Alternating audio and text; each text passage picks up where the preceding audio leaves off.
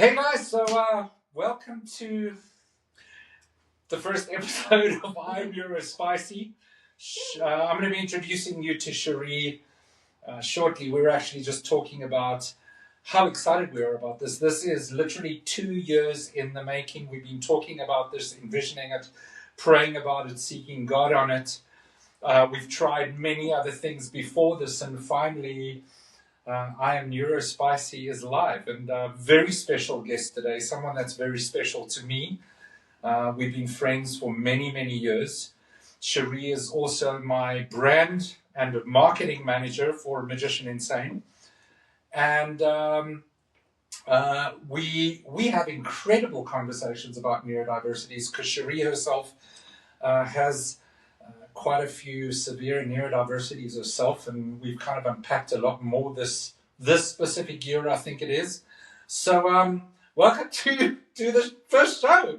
My sidekick, my my co-host. Yeah.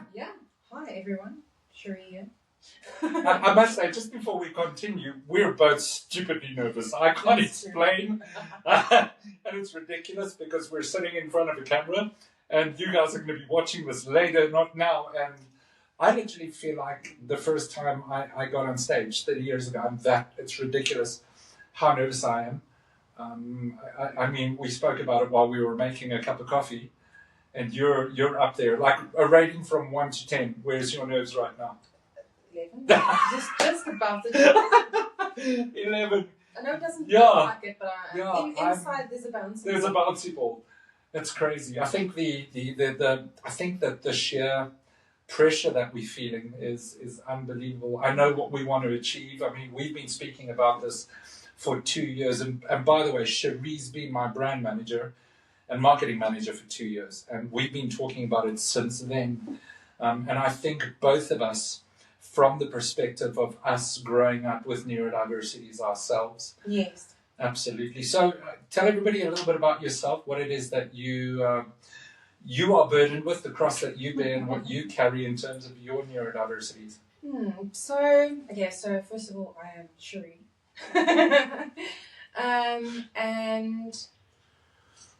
So my family has got a lot of different types of neurodiversities, and I think I was diagnosed as a child with ADHD, but at that time they didn't really know. They didn't know much about it. At that time, they still believed you could grow out of it. Yeah, absolutely. From personal experience, I just want to say that I have not grown out of it. I think we've grown into it. Into it. That's about it. It's kind of evolved. It's like a child of its own. It's evolved. Yeah. And the challenges you have as a child is very different to that of an adult. Yeah. And I think I was coping very well as a kid. I think I did really well. But I think as you get older, and especially when you become a parent, which I am, that's when the ADHD really starts to make its impact. Yeah. Because all of a sudden, you're not just managing yourself. Your world grows bigger as you get a family, which is wonderful and a blessing.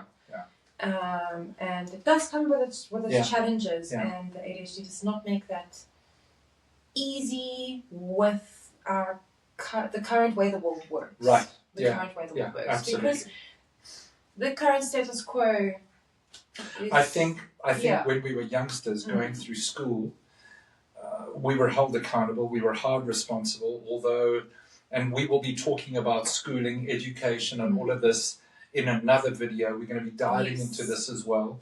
But that's what we had to manage. Yes. We had to manage schooling. That was it. We were kids. We went to school, we came home, and that's the world we had to manage. But we were held accountable in that world by parents, by teachers, so on and so on. Yes. So they would make sure that we did our best, which often was minuscule. It wasn't best. It was our best, but we didn't manage, and that's again a topic in another video as well. Yes. But when we suddenly leave the world and we become accountable to ourselves, no one's reminding you to do. Reminding you to do. That's really when ADHD shows itself in ways you can't imagine. That is true. Yeah. Also, I have taken the role of a caregiver in my family, not just with my own children, but other family members. I do have a brother who was autistic, nonverbal, blind, and from a young age I'd taken care of him. Unfortunately, he is with, well, I suppose, unfortunately for me, but not for him, Yeah. he is with God right now. Yeah, So that was quite intense. That's interesting because I think that's another topic to discuss as well. Both Cheri and I went through very similar traumas with a loss. Grief. And how it affected us and battling with emotional we have emotional irregulation or dysregulation. Dysregulation. So we battle to manage our emotions, and fortunately, at that point in time, we both had people in our lives and worlds that helped us with that. So that's another topic we're definitely going to touch on. But you don't just have ADHD, Cheri. You have a number of things as well. Where's doesn't my it? pile? You know, but that's often I refer to it as, like, sometimes I feel like Job, where it was just piled on, or Elisha, or Elijah, anyways. He had to tackle the guys above when they were in, when he challenged them that they'd each build an altar and they'd pray to their God, and the God that, sent down fire was the one and only God. And what happens is he doesn't just build an altar and put freaking meat on top of it. He wets that thing so badly that no man can light it. Only God could. And often I relate these things in terms of going, that's how I feel, is I'm so bombarded, overwhelmed, and soaked in what's called neurodiversities, because we have multiple, we don't have singular. Yeah. And you have more than one, as you just, where's the list? Yeah, the epilepsy. So pause for the epilepsy. You don't just have one type of epilepsy. No, it is just the Is it just one type? Okay. It's the one that is very invisible that got me into so much trouble. So unpack that quickly. So it's absenteeism, and it was only that I was kind of spacing out, and then I didn't realize, and other people didn't realize. The challenge that poses, though, is that people didn't think I was paying attention, or I would have falls, which are quite dangerous. Dangerous, yes. I remember that. Yeah. I remember that. Some people would think I'm just clumsy, and I just thought, am I going crazy? And I don't know, we've been to doctors and doctors and doctors, and I was thinking, okay, maybe I'm just nuts. That's okay. Yeah. I can deal with that, but at least let's just go find out if I am nuts. Yeah, right. Then I can deal with it, because it's fine to have issues or challenges as long as you can deal with it, Yeah, absolutely. But I ended up going to some remarkable doctors in India. And I was really blessed because I went there on business, and I was able to, that's the only reason I could travel there. Yeah. So I really am blessed. But you had stem cell treatment. Yes. This is another topic we're going to be discussing, because this is a very controversial topic, and this is why it's definitely... I had that for my back, though, not for the epilepsy. Right, but I'm glad that you experienced it, because it worked. It really did. And that's the thing, is I've experienced a number of things when it comes to stem cell transplant, not personally, but through others. Right. But there's a lot of controversy around it in terms of people calling it fake, calling it unreal. Regulation. Absolutely. Big issue, absolutely. Because it's fairly new. It's not decades old. No, it actually is. How old is it now? I mean, how many years ago did Dr. Alok Sharma discover stem cell transplant? So I worked with Dr. Alok Sharma. He was one of the pioneers. That was, wow. I mean, I did 2016, but still. And then there's Dr. Mahajan, which is from 2018. So exactly. But it's in the 20s. It had been studied before then, but I suppose it had been perfected around 2016-ish. So guys, just so you know, we are going to probably improv, and it's going to be my job to bring us back all the time. So we will be talking about stem cell transplant and other treatments they offer neurodiversities and so on. But the other thing is we're not only going to be talking neurodiverse, we are going to be talking special needs overall. Very much so. So it's the epilepsy, it's the ADHD. Then there is actually the dyslexia. The dyslexia. I almost never talk about. Yeah. And that's another very invisible. So all your neurodiversities. So much. Right.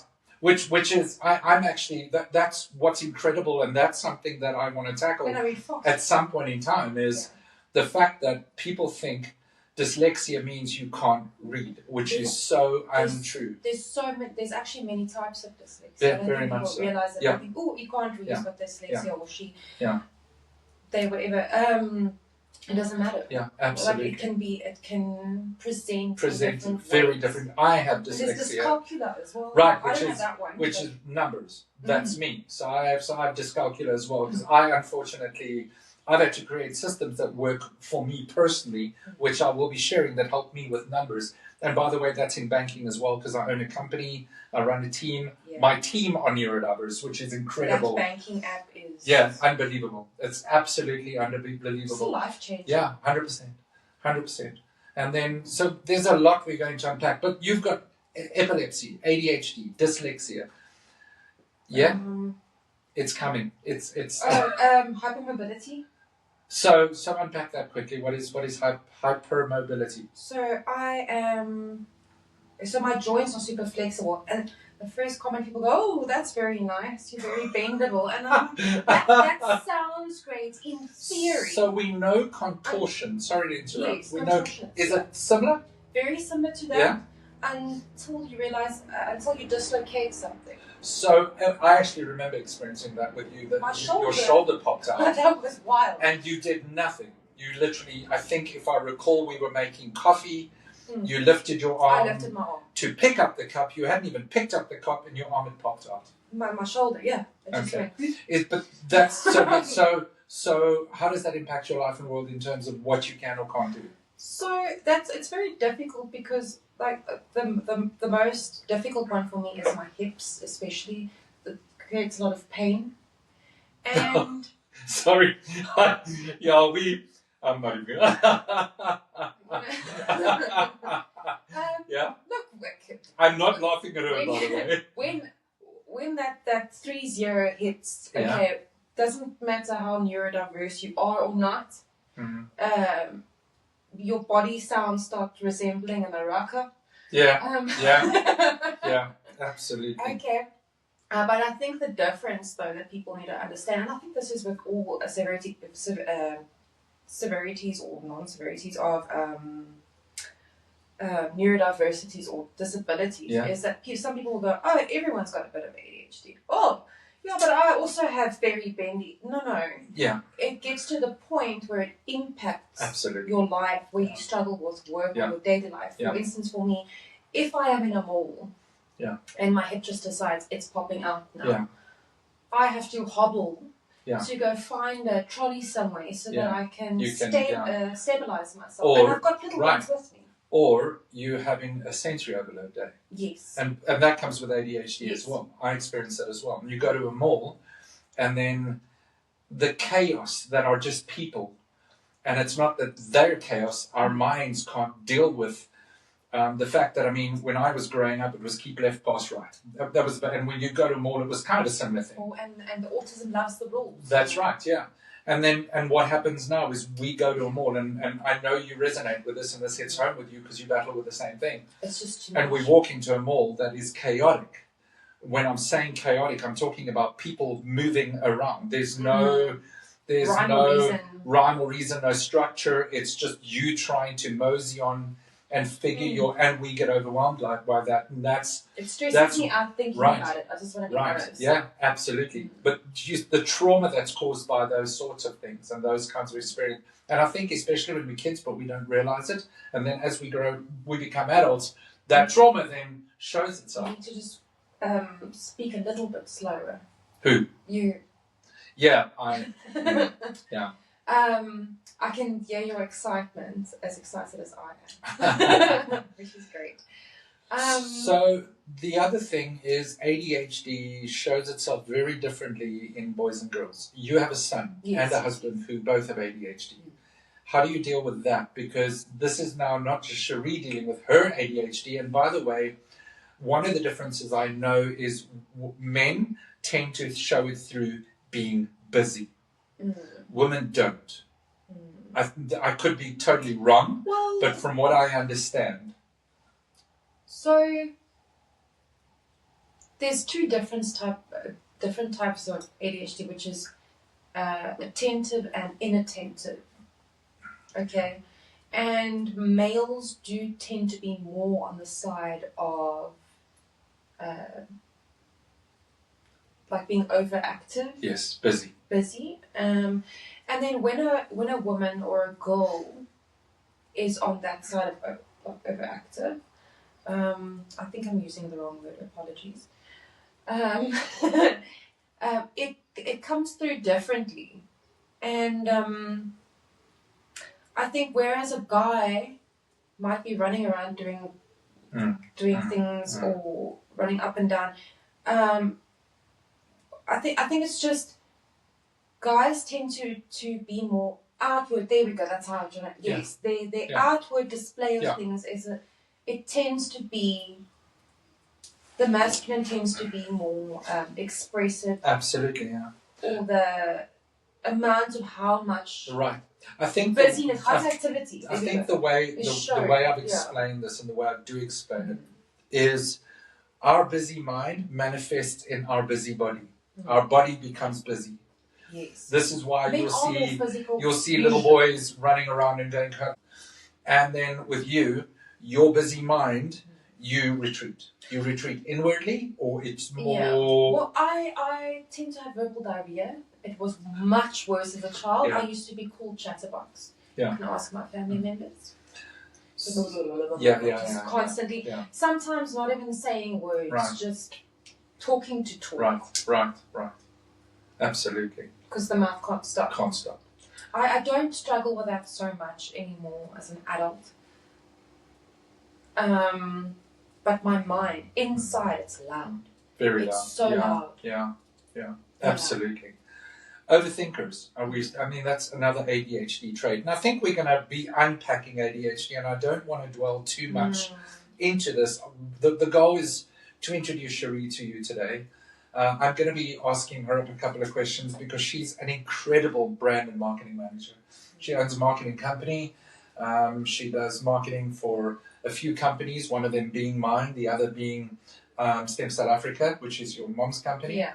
And I don't want to delve too deep into too much about it today, but what we want to cover as well after Cheri's introduced herself, and you know who she is now, is I want to do a bit of a dive into what I Am Neuro Spicy is going to be about, what we're going to tackle and why we're going to tackle it. We've got a bit of a fire going behind here because it's cold. It's very cold. We have winters in the Free State. Night before was a -1. Last year we had -7s, and it gets cold. So we got a fire going back here, so we're cozy and warm, and hope you're warm as well. But nevertheless, I just want to, before we go into what I Am Neuro Spicy is about, what was schooling like for you? So I want people to understand Cheri from a perspective of what was schooling like, what is it like being a wife, running a company. What are your keys to success? What are the things that you've added to your life and world? Because that's what this is about, is we want to equip you. We want to become those people that are inspiring you to understand that you can manage your life and world, that you do deserve to achieve your dreams like we are. Does it mean it's easy? No, it's not.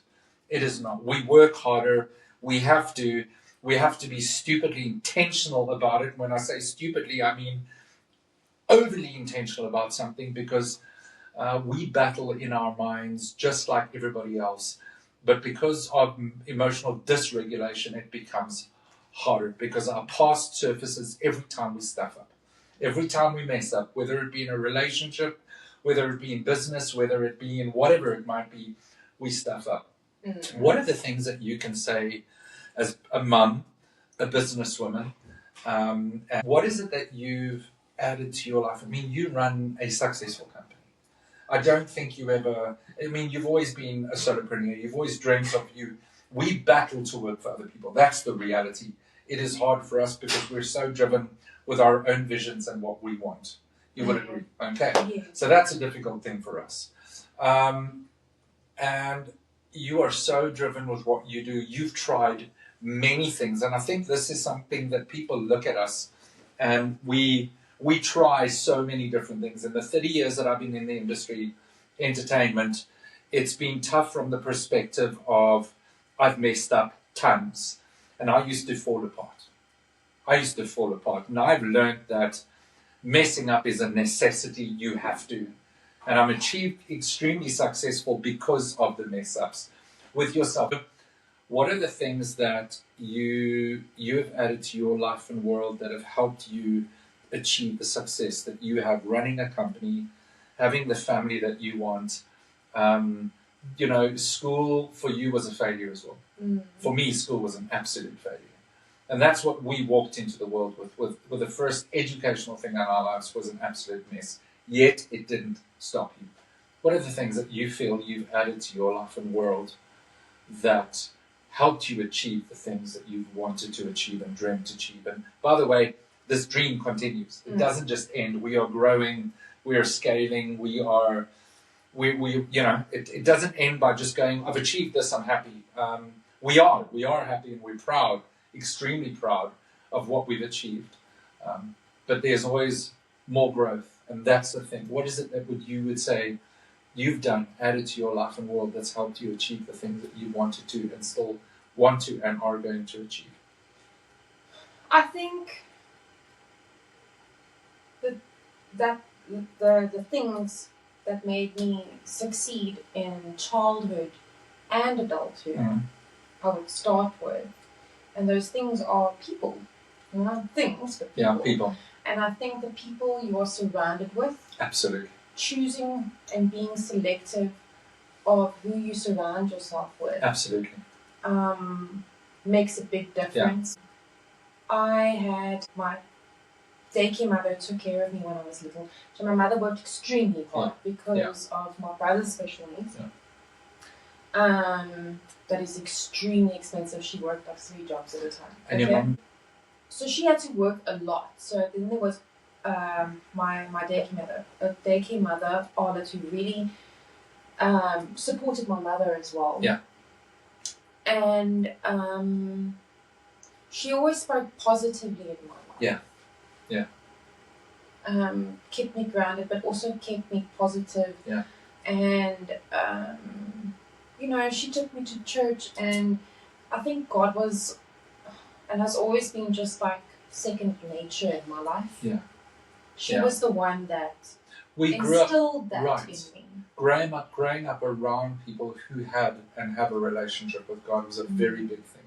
Although I think we didn't really know much about the relationship with God. I think we tried. It's only in our adulthood that we really started understanding how to have a relationship with God, and even that's a work in progress. It always is. I've always, since small, because Arlette taught me that. That's why people used to tell me, work on work, and I never used to understand. But then I realized that it has been second nature, so much so. Awesome. That I didn't have to think about it. Yeah. Look, you have to put effort in like any relationship. Right. Yeah. Absolutely. Yeah, I mean, he says, draw near to me and I'll draw near to you. So you have to, I had a bit of wobbles, and it's actually when I got to my adulthood that things got a little bit shaky. Wobbly, when the stresses of life come in, and you're keeping faith, and sometimes it's really difficult. But also stupid choices. Yeah. I mean, we both hung around really not so good people. I mean, and that were doing stupid things, really stupid things. And I'm talking about drugs and alcohol and absolutely, and sexual immorality and all sorts of crazy, stupid things. The things I did was to be accepted, and I think this is something that I've learned that really helps me. Is really being extremely picky. Yeah. Extreme. It's okay if you only have one friend, it's okay. Yeah. It's fine. It's really okay. So when you were younger, you were already very specific with the friends you would hang around with? Yes. It didn't make me very popular, I can tell you that much. Yeah. I wasn't. I mean, look, I'm not saying I didn't have incredible friends, but, as I grew older, my selection of friends, and I didn't know. I had no understanding of that thing that, surround yourself with people who believe in you more than you believe in yourself and your dreams until you believe in your dreams. I didn't know that. And I just surrounded myself with people, and I know why now. But it didn't help. It was extremely distracting. My amazing husband is because I had to take a step back. I thought, why do I keep having these men in my life that are just dragging me down? And I forgot about basic principles. And it's like, ground zero. Don't ignore the red flags. Yeah. If people are doing strange things that doesn't align with your morals and what you believe in, what are you doing? Yeah. I mean, I never did drugs. I've never been interested in drugs, but yet I hung out with people. I hung out with people that were drug addicts. What are you doing? And I've never been big on alcohol, but I hung around people that would drink and get drunk and so on. I just think I wasn't. I think it's loneliness. Trying,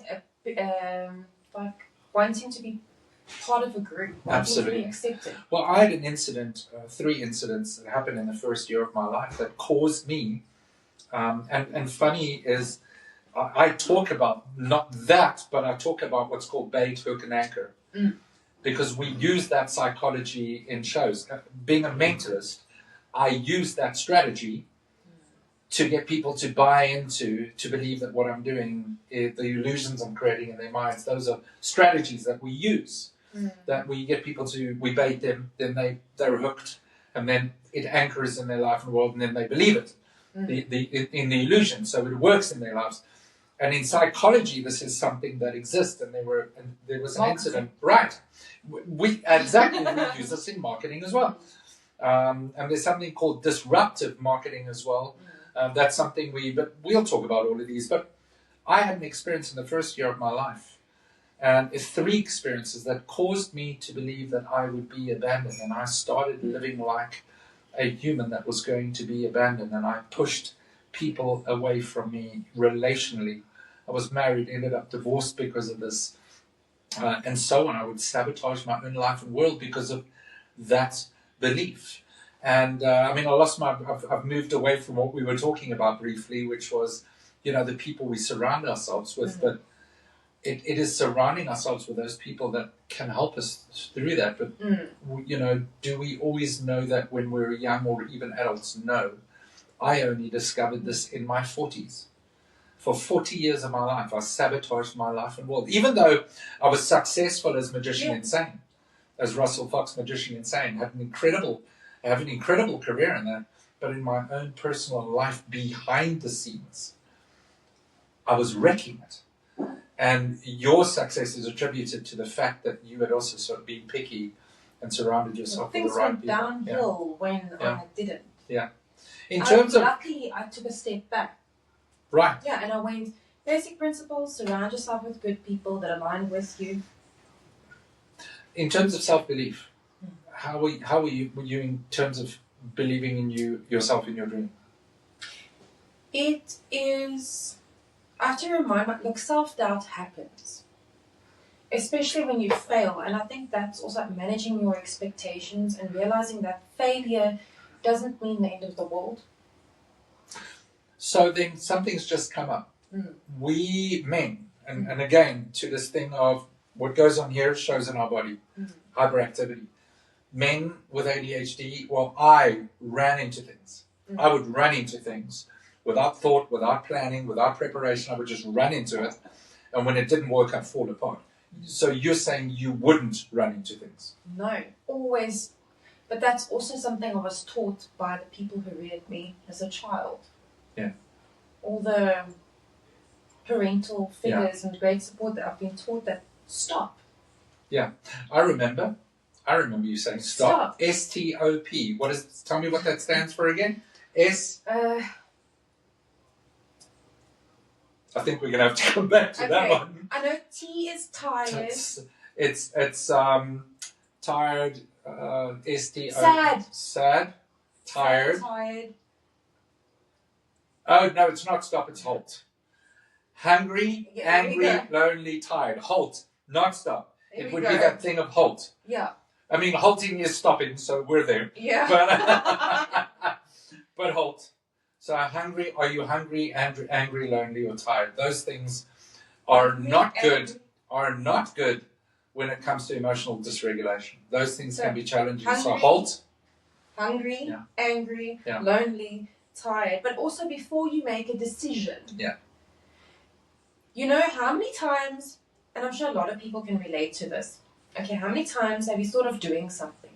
Okay, and then you don't have time to do that thing, or something stops you from doing that thing, okay? And then you go to sleep, and you think, oh, the next day I'm going to sort it out. But then when you wake up, you realize that wasn't the decision that you should make. And then you change your mind. Because you've had time to think about process. Yeah. And I used to run into things. And I've learned to, and this is also talking about surrounding yourself with people.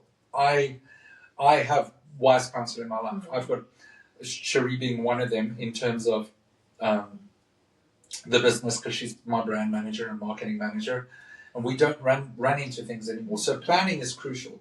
So for you, planning was everything. Who you surround yourself with was everything. Your relationship with God was everything. Anything else? I just also want to add to the one thing though, is when you do take time to make a decision, even though there are some situations where you have to make quick decisions, really think, do I have to make that decision, or is it that someone else wants me to make that decision quickly? Unpack that quickly. So sometimes you have to make a decision. Okay, so I don't know, I need to, my kids have to be picked up after school, so now the lift cancels. I have to make a decision now. Yeah. That I have to do. Yes. That is a have to. Yes, absolutely. Okay. Yeah, right. Then there is someone asks you to go on a trip with them. Yeah. Maybe maybe in a week. Yeah. I want to know now because I need to book. Do you really have to? Yeah. Do you actually have to, or do they feel a sense of urgency and they feel like you need to oblige them? Or are we making decisions that are emotional based because of pressure? Yeah. Is it a peer pressure decision? Is it a peer pressure decision? Yeah, absolutely. Because, I mean, not everything that's nice is good for you. So sometimes making emotional decisions, emotional basis, and I'm actually going to go every time, making an emotional decision is never a good decision.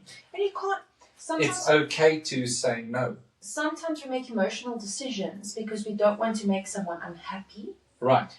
But you cannot, it is not your job to regulate someone else's emotions. Right. Yeah. It is not. And that one I learned recently, and it has changed my life. So for you, was saying no an easy thing when you were growing up? So it was a difficult thing. So that was something you battled with. No.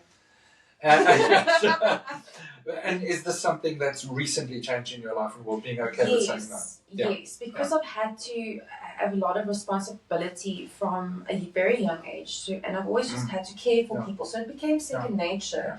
So saying no created this primal response in me, I felt like I was going to die. And then often we don't need to give a reason for a no. There isn't always a no. Absolutely. Sometimes just no is needed. And that's another thing is, know this. Look, I didn't explain myself. We are going to be having controversial conversations on this channel because there are certain things that need to be said that might not be nice to hear. But they need to be said. So we're going to be tackling topics that are most definitely hard, that are controversial, that are, and the reason we're bringing it up is because of misunderstanding. Yeah. Misinformation. The internet is full of lies. Yeah, it's become a platform where people are able to say what they want, when they want, how they want, no matter who it affects or how it affects them. Even listening to us now, I would say still go and do your own research. Go and do your own research. Absolutely. Very, very much so. I want to very quickly get back to you, and then we're going to unpack what the channel is about. What the reason we're doing this is because of our own lives, worlds, and experiences. So, who you surround yourself with, your relationship with God, planning, and not running into things. So, planning is crucial. Managing your emotions. What else? I just thought of something and I just went, whoop, gone. Just give me one moment. That's fine. Take your time. Okay, and then also routine. There we go. Routine, habits. Structure. Structure. Well, habits create routines. Habits create routines. That smile was, she just saw her happy. That was that smile. So habits create routines, and this is something we are going to delve into, is structure and the importance of structure in a neurodiverse world.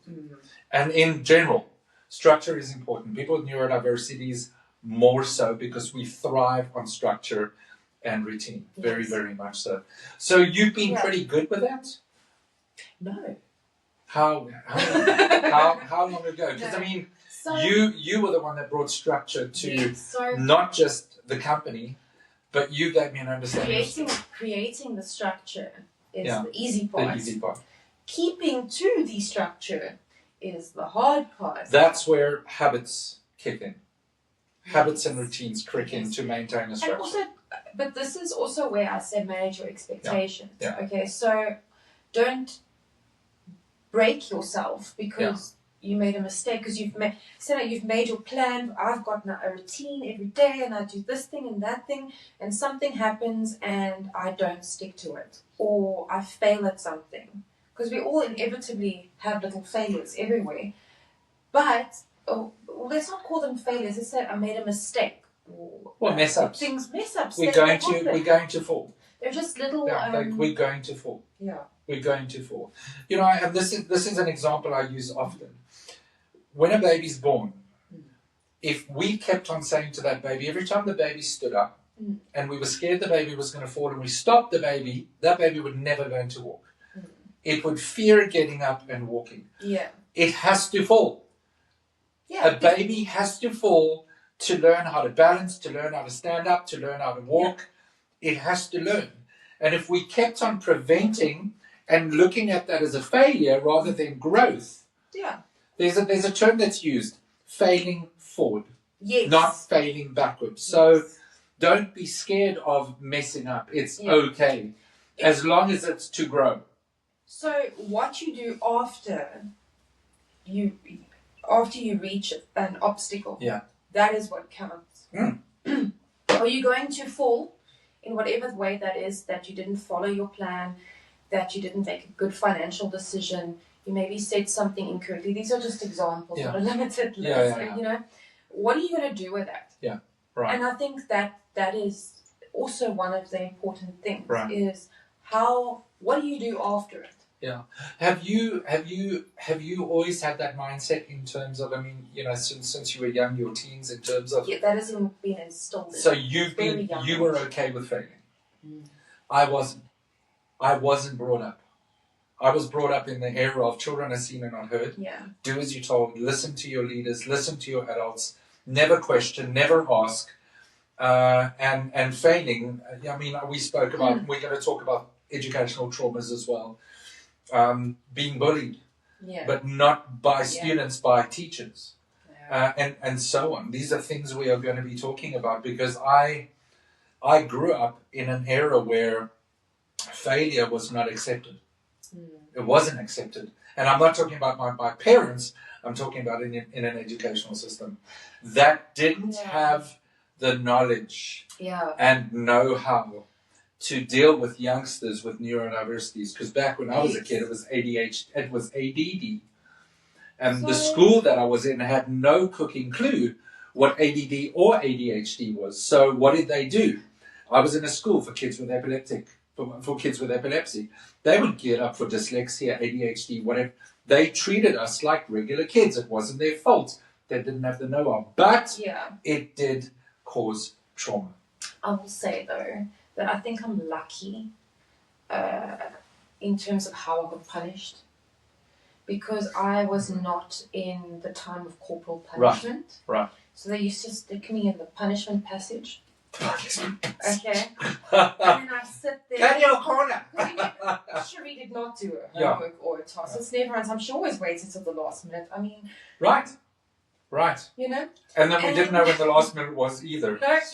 So I got put in, and then you sit there on your own. So, but I was most of the time anyway on my own. I struggled to keep friends. You would not believe how easy it is for neurodiverse kids to sit in a corner and keep themselves busy. I had a great imagination. Because our fingers have conversations. Exactly. I was in my own world. I'm good, Bill. Class break in and I was just like, oh man, now I have to go to class. Now you have to go to class again. I was enjoying my little lullaby. Right, absolutely. So I think I was actually kind of lucky. Yeah. Kind of blessed in that way. Yeah, absolutely. Yeah, but I was always scolded. You know, but I think also my father taught me to have, I wanted to say original thought, but that's not what... I mean, your dad was a busker. So both your parents have in actual fact to some other degree been entrepreneurial. Mm. So in other words, I mean, I know your dad worked for a company, but your dad was happy doing his own thing. My dad was an adult of the 70s. Yes. So that's when free thought, think for yourself, stick it to the man. Yeah. And I think that's why he taught me that very important thing of having your own original thought. Yeah. Question things. If someone tells you you're not allowed to do something, ask why. Yeah. And I think that also helped me. I grew up in again, do what you're told. Do what you're told. Children were seen and not heard. Yeah. Listen to your adults, listen to your leadership, just do as you're told. And I grew up not being allowed to ask questions or not knowing I was allowed to ask questions because it was not communicated correctly to me. What it was like as a mother bringing up children with neurodiversities, one of them severe autism and blind, non-communicative, could not take care of himself. You, with everything, you have neurodiverse and special needs. It's interesting because she doesn't acknowledge it. Yeah. I don't have ADHD. Yeah. I got diagnosed, but I grew out of it. I got diagnosed, but yeah, right. But cool. So that's Cheri in not in a nutshell. There's so much to talk about. I can talk about so many different tools, and I think that's where we're going. Why is tools. we want to. So Cheri and I don't just work together in terms of her being my marketing and brand manager and being friends, and she's a sister to me. She's more than just a friend. She's a sister to me. We brainstorm and we research constantly so that we can grow and get better at life and how we do life as people with neurodiversities. Both of us grew up in households in an era where there was not much knowledge about neurodiversities, whose parents often were, your parents were not, they were just coping. My parents were just coping. They did the best they could with what they had. Absolutely. Really and those tools were literally probably zero. I don't think that I don't know what I would have done if I had as little resources as they did. I don't know. I really don't know. And that's something else is I grew up hearing my mom cry herself to sleep at night, just with a concern, worry, and panic of what her son is going to be able to do when he grows up, and you might not have listened to your mother crying, falling asleep, but you watched your mother battle. There we go.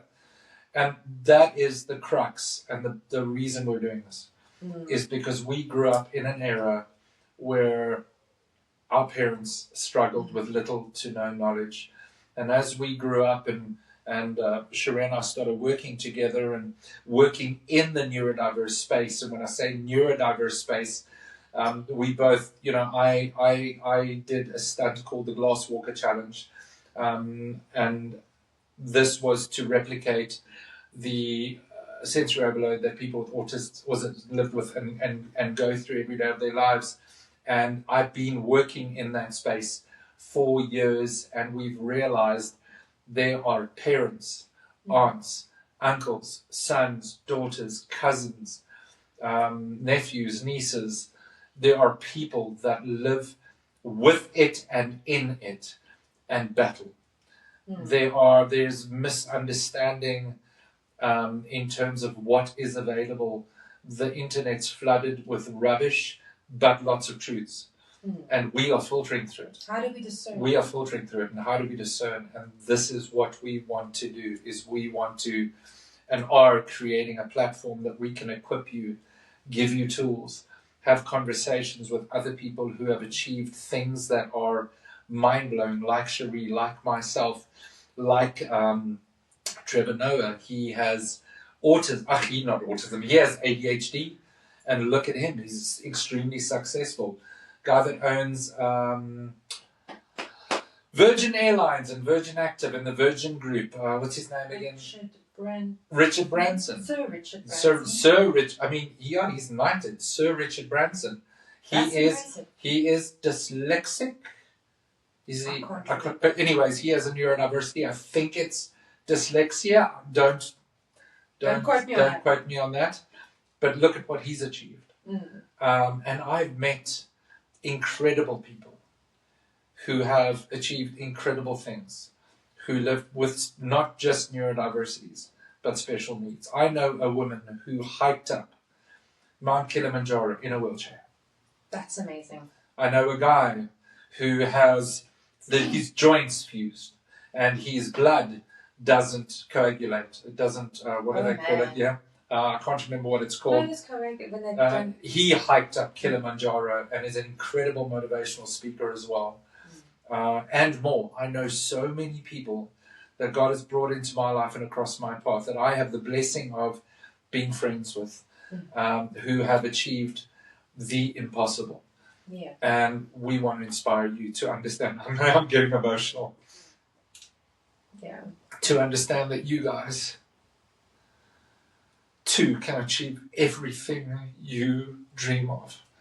You just need to know how. And that's what we get to do. We want to encourage you. We want to equip you. We want to pray over you. We want to love you guys through it so that you too can go out and live the life you deserve to and the life God intends and wants you to live and to understand it. Because if I can, if Cheri can, and all of these people can that we know can achieve those things, so can you. And that's the crux. And like I said, we're going to talk about controversial things. There are things happening in today's day and age because of religions that have created lies. And these families carry these lies and live with it and don't understand that because of those lives, their children are suffering and don't need to. There are people saying and doing things that are also just lies and not truth. You are enough. Know that. You are so real, absolutely. You are enough. Yeah, there's one thing, and I'm going to say this outright, is there are parents that say, my child does not need to be fixed. You're right. You need to be fixed. You need to get over yourself and focus on what your children can do rather than what they can't do, so that you can help them unpack and understand their potential. And you have as much value, worth, and potential as we do. And you can achieve as much as we can.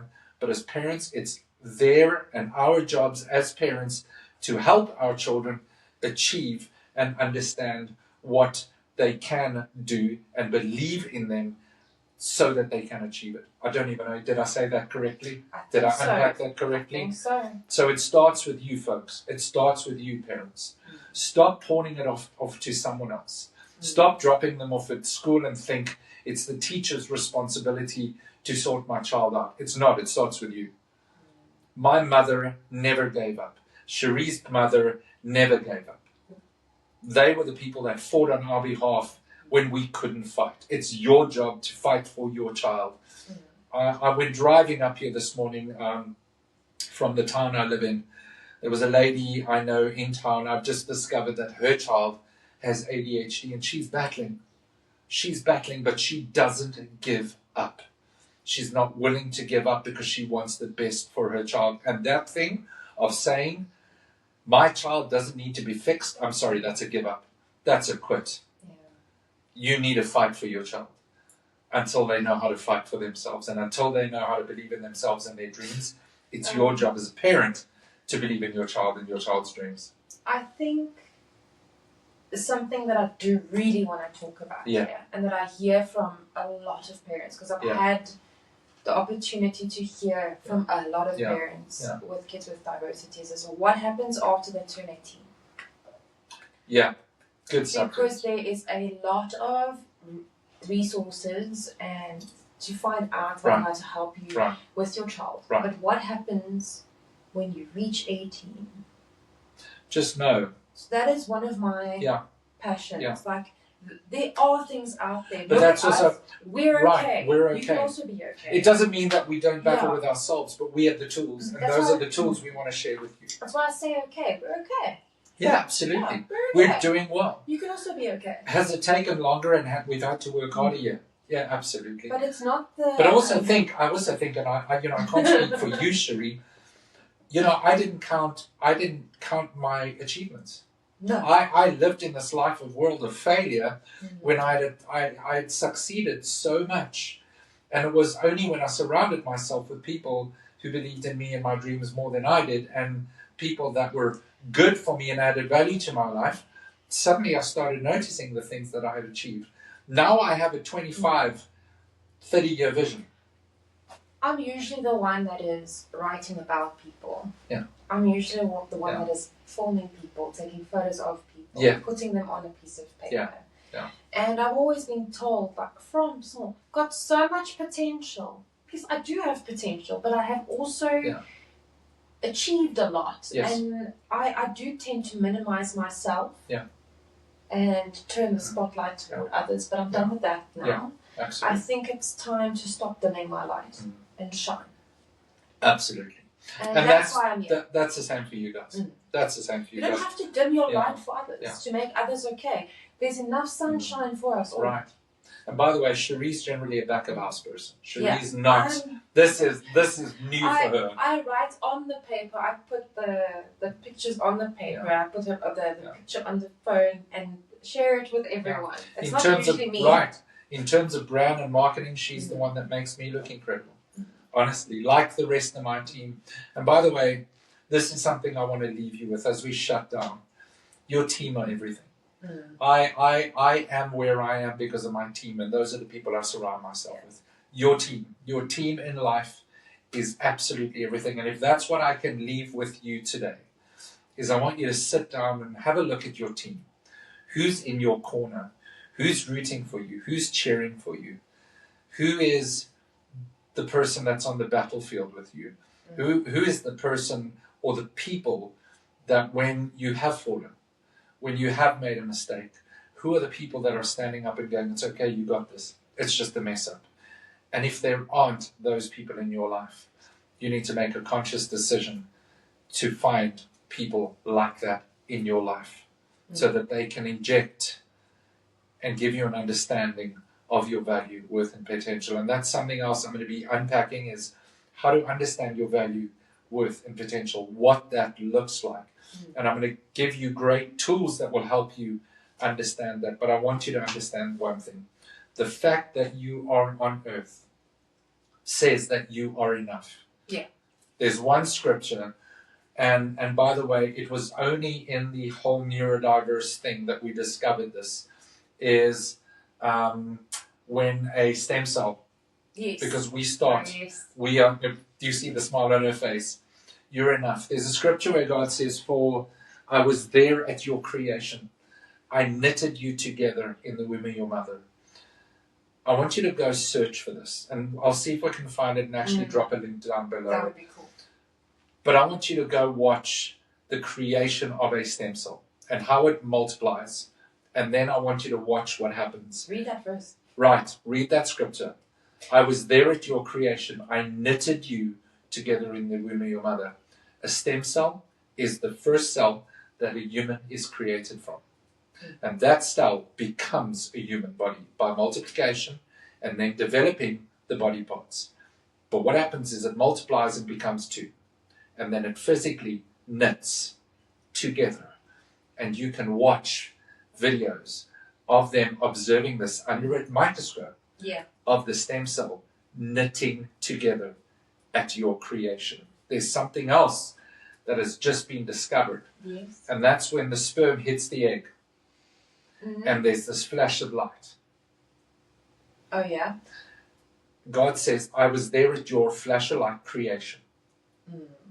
They can't find where this flash of light comes because there's not enough energy between that sperm and the egg to create that type of flash of light. Yeah. And from what I understand is there is video footage of this being seen under a microscope as well. We'll try to find that, drop that below as well in a link so you can check that out.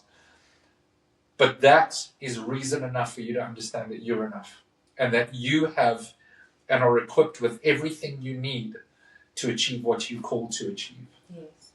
The fact that God took the time out to be at your creation and knit you together in the womb of your mother.